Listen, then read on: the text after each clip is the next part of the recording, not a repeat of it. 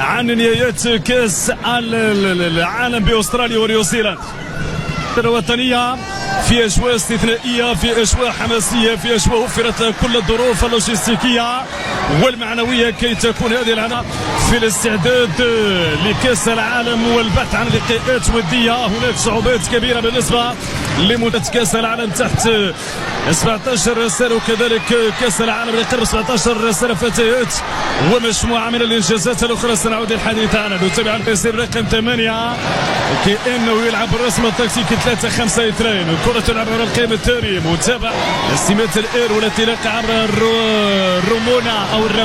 رامونا لكن من الوسط تمريره طويله اماميه. زينب الردواني، زينب المساحه تظهر، يلا زينب العرضيه نوعا ما اذا احرجت الكره بطريقه شبيره من الانطلاق عبر الوقت من حدوري.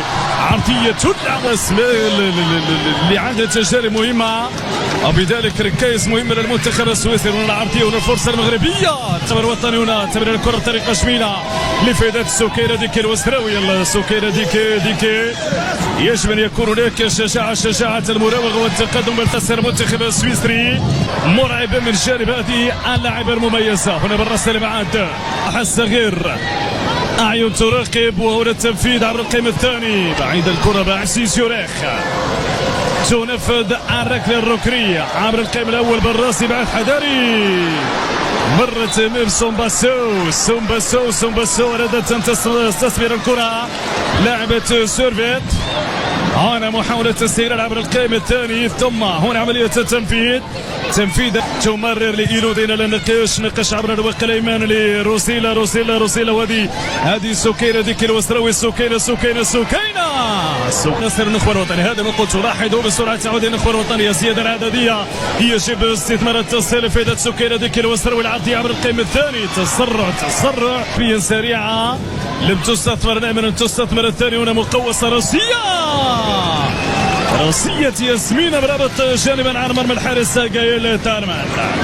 أول كرة تكتسي نسبيا طبعا الخطورة، أول كرة تسدد، أول تهديد مباشر من جانب راسيمونا ضرت رامونا باش من عدم التسرع وبشجاعة بالنسبة لسكينة ديك الوسراوي. انطلاقة من الجهة اليسرى 3 ضد 3.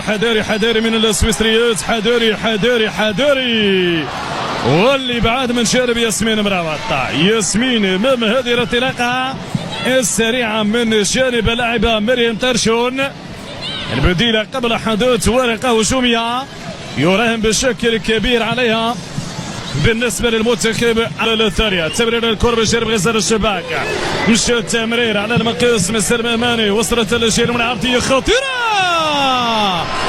وتضيع الكرة لفائدة المنتخب الوطني المغربي. غاب الحد وغاب التركيز وغاب استغلال من الحارس. رقم ليس بالسهل والهين بالنسبة لهذه المدربة حينما كانت مهاجمة. التسديدة سنتلف الركلة الركنية فاطمة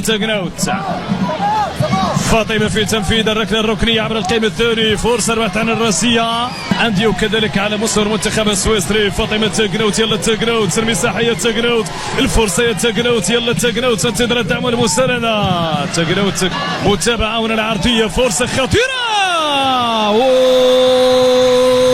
متابعة من تلمون في فرصة يتسدد طبعا الخطة للاعبات المغربيات اللواتي من اجل اولا الفائدة عن النخبة الوطنية. الان تعود المغربية، فرصة للتقدم خطيرة.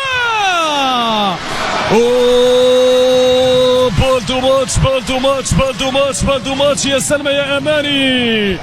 ضاعت كرة المباراة، ضاعت كرة الهدف، ضاعت كرة